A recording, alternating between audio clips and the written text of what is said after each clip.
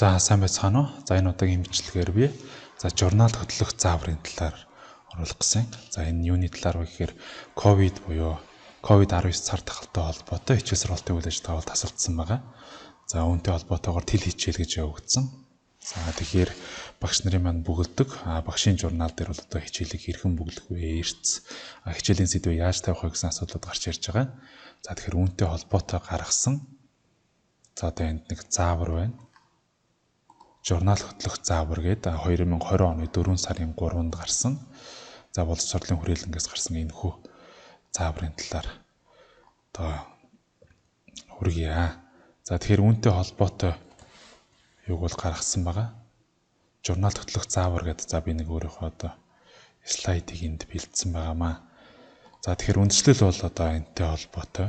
За дараа нь одоо энд юу байгаа юм бэ гэхээр хэрэг ямар хугацааны хичээл нөхөж өчгөө гэхээр 2 сарын 3-наас 2 сарын 14-ний хооронд 2-7 хоногийн хичээл байгаа. 3 сарын 9-ноос 3 сарын 27-ны хооронд 3-7 хоногийн хичээл. 3 сарын 30-наас 5 сарын 1-ний хүртэл 5-7 хоног. За энэ бол нийтдээ энэ 17 хоногийнх нь хичээл нь болохоор яг энэ тушаа дотор хамрагдсан байгаа. Энэ 20 оны 4 сарын 3-нд гарсан энэ 56 дугаар тушаалаар тэгээд энийг одоо хэрхэн бичих талаар одоо энд ингээд оруулж өгсөн байгаамаа. Харин саяхан буюу за энэ 4 сард болохоор энэ тушаал гарснаас хойш А10 гэдэг тушаал гарч ирсэн байгаа. За А10 гэдэг тушаал за энэ эхнийх нь болохоор А3, А6, А8, А10 гэдэг тушаал дээр болохоор 5 сарын 4-өөс 5 сарын 29-ний өдрийг хүртэл энэ 4-7 хоногийн хичээлийг ямар сэдвээр бичих талаар бас мөн одоо боловсролын хүрээлэнгээс гаргасан байгаа. За тэгэхээр журналд бол одоо яг энэ 4 сарын 3-ны байдлын одоо зөвлөмжөөр бол 2 сарын 3-наас 5 сарын 1-ний хооронд 17 хоногийн хичээлийг бичиж одоо тэмдэглэнэ. Хөдөө орон нутагт бол 1-7 хоног бага буюу 9-7 хоногийн хичээлийг бичиж тэмдэглэнэ гэсэн байгаа. За нэгдүгээрт нь багшийн тэмдэглэл хэсэг дээр юу бичих вэ гэхээр сар өдөр баганд нь буюу энэ дотор бол одоо тэлийн хичээлийн яг хуваарийг бичнэ. За тэлийн хичээлийн хуваарийг болохоор тухайн өдрөөсөө шалтгаалаад тэр А3, А6, А8, А10 гэдэг одоо тэр юунуудаас харах боломжтой. За та тэр юуг бол юунаас авчиж болно. А3 мөрөгөө тэр тушаалуудыг болохоор Mir гээд боловсролын хүрээлэнгийн өөрийнх нь сайтаас нь авч болно. Эсвэл одоо энэ юун дээр слайд шеэр дээр бол за би аваад бас мөн шеэрлсэн байгаа.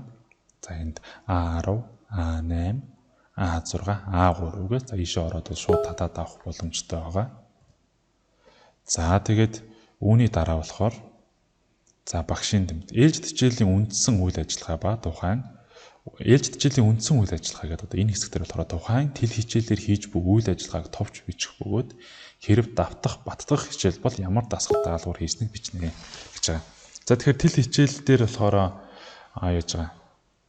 Ямар үйл ажиллагаа явагдаж байгаа вэ гэдэг нь бол энэ тушаалууд дээр ерөнхийдөө яг юу хэлбэрээр бол өгсөн байгаа. Хичээлийн төлөвлөгөө байдлаар бичсэн байгаа. За тэр нь бол за эсвэл одоо видео хичээлийн үзсэн ч гэсэн болно гэсэн үг.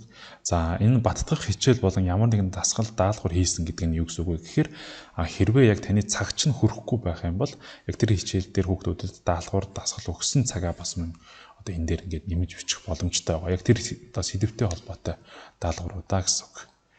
За үүний дараа бол эрцийн бүртгэл. За эрцийн бүртгэл хэсэг дээр бол одоо сурагчдыг бол одоо хэрвээ тэр хичээлд тэл хичээлийг үзэж түүний агуулгыг судалсан бол одоо нэмэх тэмдэг хэрвээ үгүй бол дагсах тэмдэг. За тэгээд судалсан гэдэг нь болохоор тэр хичээлийг үзснийхаа дараа багштайгаа эргэж холбогдсноор одоо тэр нэмэх тэмдгийг авч одоо ирсэн гэсэн эрцээ авах байгаамаа. За дараагийнх нь болохоор үнэлгээ 1 хэсэг байна.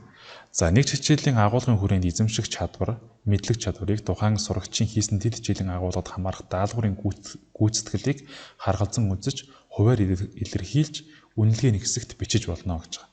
За тэгэхээр өөрөөр хэлбэл тэл хичээлээ одоо хүүхдүүдэд үзүүлснийхаа дараа түүнтэй холбоотой даалгавар өгөөд тэрийг хэрвээ буцаад ирсэн бол одоо тэр үнэлгээг одоо тавих боломжтой. За цагийн тооцоо хэрхэн хийх вэ гэхээр хөдөө орон нутгийн сургуульд бол 9-7 хоногоор хотын сургуулиудад бол 17 хоногоор тооцож явна. Тэгэд энэ дээр бол одоо 5 сарын 4-өөс 29-ний хоорондох 4-7 хоног нэмээд 14-7 хоног, 13-7 хоног гэсэн байдалтайгаар ингээд журнал дээр бичиж тийнэ гэсэн үг байна. За тэгэд энэ цагийн тооцоо хийхтэй холбоотой файлуудыг Mir зэг имэйл дээр энэ тушаалууд нь байгаа. Эндээс авч болно. Эсвэл яг энэхүү бичлэгийн доор одоо YouTube-ийн description дээр байгаа холбоосуудаар слайд ширээс мөн татаад авах боломжтой байна.